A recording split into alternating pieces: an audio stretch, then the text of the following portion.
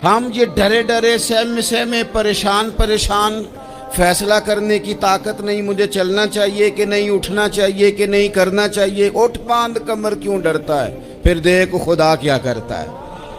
حضرت عبداللہ ابن عباس فرماتے ہیں میرے نبی پاک علیہ السلام نے میری تربیت فرمائی، حضور نے میری تربیت فرمائی، اور محبوب پاک علیہ السلام نے فرمایا عبداللہ یاد رکھنا، یہ نوجوان دوست میری بات لکھ لیں، پریشان لوگ میری بات لکھ لیں، جن کے پاس قوت فیصلہ نہیں وہ اس بات کو لکھ لیں۔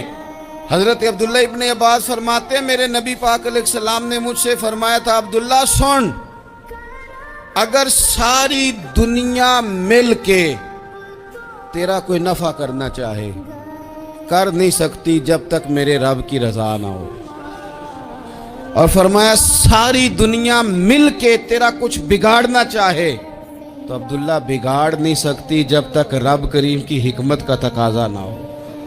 لوگوں سے ڈرنا، لوگوں کی طرف دیکھنا، ماحول دیکھ کے اپنے راہ کا تعین کرنا، ہر بندے کے خیالات کے مطابق ڈھلنے کی کوشش کرنا، فلانا نہ ناراض ہو جائے، فلانا نہ ناراض ہو جائے، وہ جس نے ہونا ہو جائے، بس رب رسول ناراض نہ ہو۔ اپنی زندگی میں اپنے مالک کو مولا جان کے بل اللہ مولاکم، اللہ تمہارا مولا ہے، فہو خیر الناصرین، وہ بہترین مددگار ہے، توجہ جب بھی کرے رب کی جانب کرے، اپنے دل کا قبلہ درست رکھیں، سوچوں کے زاویے سیدھے رکھیں۔ میرے بھائی مالک جب بندوبست کر دے نا، جب مالک بندوبست کر دے پھر ایسا بندوبست کرتا ہے کہ لوگوں کے پاس نا چارہ نہیں رہتا۔ حضرت مریم رضی اللہ تعالی عنہا پاک باز تھیں، مسجد میں رہی تھیں، پر مالک کی حکمت کے تقاضے بڑے عجیب ہیں نا۔ پھر جناب مریم کو اللہ تعالیٰ نے بغیر شوہر کے اولاد عطا کر دی۔ یہ بات ہی ایسی تھی، کسی نے کہا تھا کہ مخلوق تو فنکار ہے اس درجہ کے پل بھر میں سنگے در کعبہ سے بھی اصنام تراشے، تم کون ہو کیا چیز ہے داغ کبابی، لوگوں نے تو مریم پہ بھی الزام تراشے۔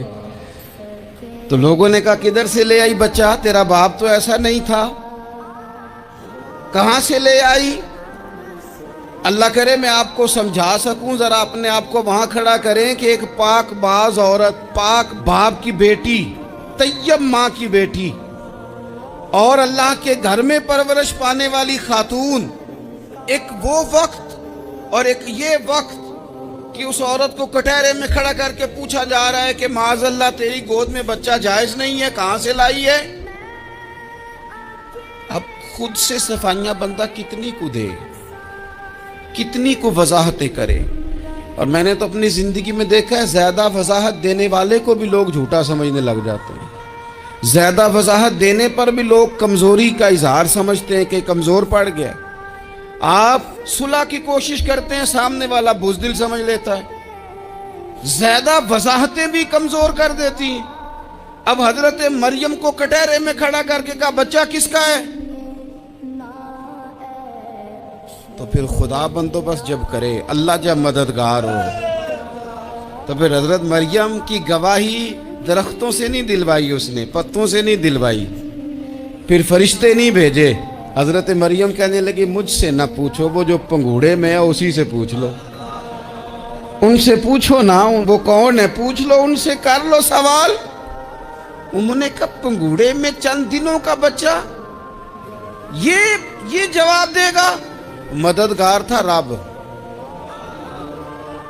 ان کی برات کا اعلان کرنا تھا مالک نے، اور جب مالک اعلان کر دے، جب مالک تیری صفائی دینا چاہے، جب مالک تجھے دنیا کے سامنے نکھارنا چاہے، تو پنگوڑے میں لیٹے حضرت عیسیٰ بول کے کہنے لگے انی عبداللہ آتانی الکتاب، فرمایا میں اللہ کا بندہ ہوں، رب نے مجھے کتاب عطا کر کے نبی بنا کے دنیا میں بھیجا ہے، میں اللہ کا بندہ ہوں، کتاب لے کے آیا ہوں، نبی بن کے آیا ہوں۔ پھر پنگوڑے سے اعلان ہو گیا، پھر بچہ بول پڑا، اور یہ ایک دفعہ نہیں بات ہوئی، یہ بنی اسرائیل میں ایک جریج نام کے شخص بھی تھے جو نماز پڑھ رہے تھے. بعض نے لکھا ہے نفل نماز تھی. اماں نے پکارا تو آئے نہیں, تو ماں کے منہ سے نکل گیا تو اتنی دیر تک مرے گا نہیں جب تک کسی بے حیا عورت کا منہ نہ دیکھ لے.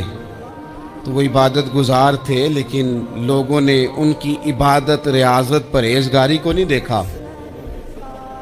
بس ایک عورت کو بھیج کے الزام لگوا دیا. وہ عورت آیا جایا کرتی تھی, اب آ جاتی ہیں عورتیں, مسئلہ پوچھنے کی نیت سے بھی آ جاتی ہیں. ماحول میں کچھ جگہ ایسی بھی ہیں جہاں عورتیں دم کرانے کے بہانے آ جاتی ہیں.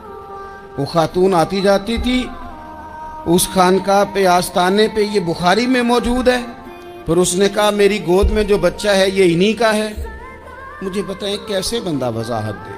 حالات خراب ہو گئے, لوگ کٹیا جلانے لگے, ماحول اور طرح کا بن گیا. میرے نبی پاک علیہ الصلوۃ والسلام فرماتے ہیں پھر اس رب کے بندے نے کہا مالک تو کریم ہے, تیری مشیت کا تقاضا آیا جو میری ماں نے جملے بولے تھے, پر اب میں وضاحت دینے کے قابل نہیں رہا.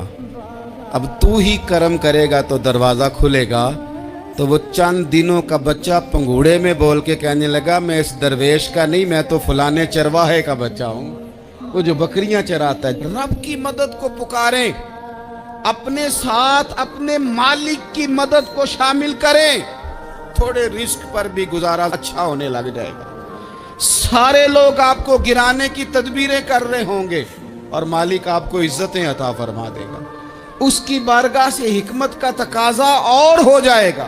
ہم نے ساری زندگی لوگوں کو راضی کرنے میں گزار دی, ساری زندگی بڑھاپا آ گیا بچوں کو پالتے, اور بچوں نے آخری عمر میں کہہ دیا ابا اگر کوئی ڈھب کا کام کر لیتے تو آج ہمارے دن بھی پھر نہ جاتے. ساری زندگی گزار دی بہن بھائیوں کو راضی کرنے میں, ساری زندگی گزار دی ذمہ داریاں اٹھانے میں. ان کو 99 دفعہ دیا, ایک دفعہ نہیں دیا تو انہوں نے کہہ دیا تو نے تو کبھی دیا ہی نہیں, تو تھا ہی نہیں. ساری زندگی محلے داروں, علاقے والوں کو راضی کرنے میں گزار دی.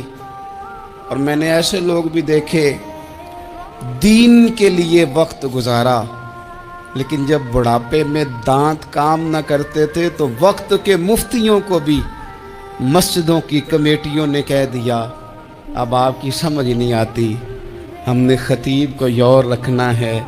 نہ دیکھو دنیا کی طرف, دنیا رلا دیتی ہے. نہ راضی کرو بندوں کو, بندے تھکا دیتے ہیں. نہ پیچھے بھاگو ہر وقت دنیا داروں کے, یہ انسان کو کمزور کر دیتے ہیں. وہ تو کریم ہی بڑا ہے. 2 آنسو زمین پر بعد میں گرتے ہیں, بندے کے گناہ سارے پہلے معاف فرما دیتا ہے.